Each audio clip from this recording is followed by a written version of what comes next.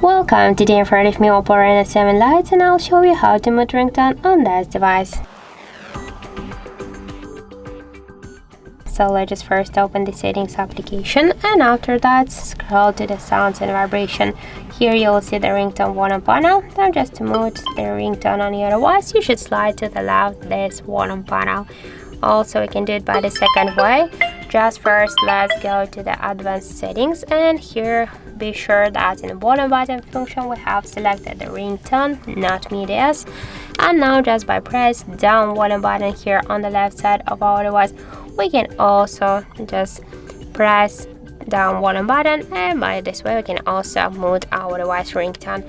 And we can do it by the third way. Just press up or down volume button, that doesn't matter, and then with your finger manually just swipe to the down this volume panel, and that's it. So thank you for watching, and if you find this video helpful, don't forget to leave a like, comment and to subscribe our channel.